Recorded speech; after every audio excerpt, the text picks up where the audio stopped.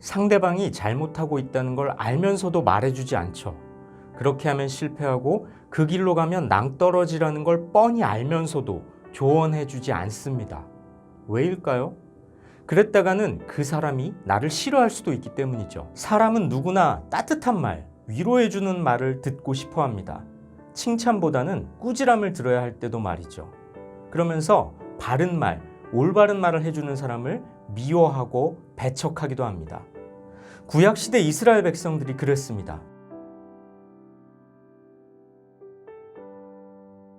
이스라엘은 패역한 백성이었습니다.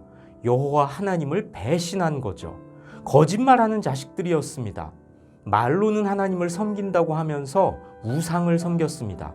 여호와의 법을 듣기 싫어했습니다. 하나님의 말씀에 귀를 기울이지 않았던 거죠. 어떤가요? 망난이었죠. 그런데 더 큰 문제가 있었습니다. 하나님의 뜻을 전해주는 선견자들한테 선견하지 말라고 합니다. 하나님께서 보여주시는 환상을 아예 보지도 말라는 거죠. 왜?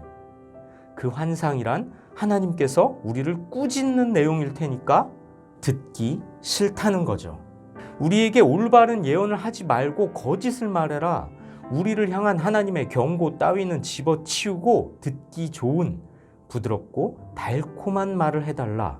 노골적으로 강요합니다. 당신 올바른 길에 서 있지 말아라. 우리가 지금 죄악으로 가는 지름길에 있으니 가로막지 말고 좀 비켜라. 심지어 이스라엘의 거룩하신 분 하나님을 떠나시게 해달라. 이렇게 요구합니다.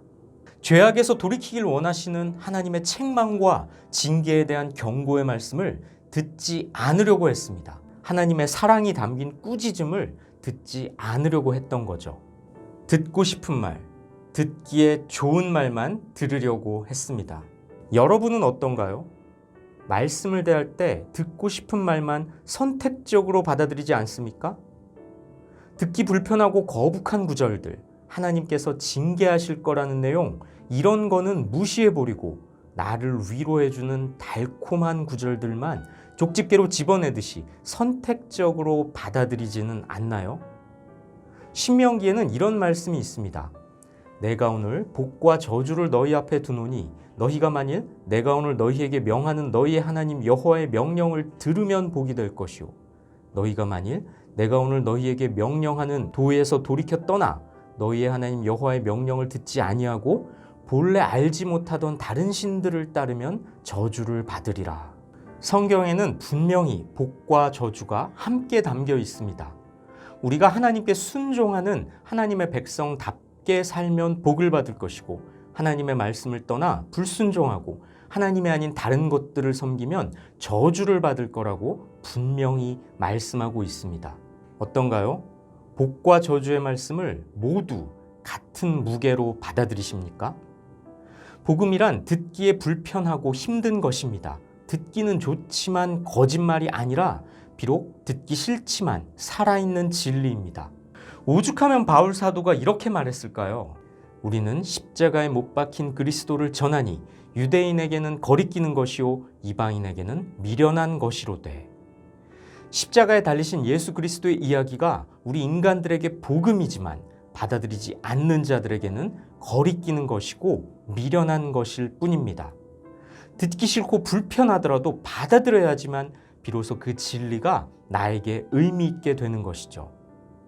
예수님께서 계속해서 서기관과 바리새인들의 위선을 지적하시죠. 하지만 그들은 받아들이지 않았습니다. 자신들의 잘못을 인정하기 싫었던 거죠. 들으려고 하지 않는 그들을 향해서 예수님께서는 화 있을진저 이렇게 저주하십니다. 거북하고 불편하더라도 말씀을 회피하지 말고 직면해야 합니다. 말씀은 나를 위로하기 위해서 기록된 게 아니라 우리를 향한 하나님의 뜻을 깨닫게 하시려고 때로는 꾸짖으시려고 하나님께서 촉구하고 계시는 선포의 메시지입니다.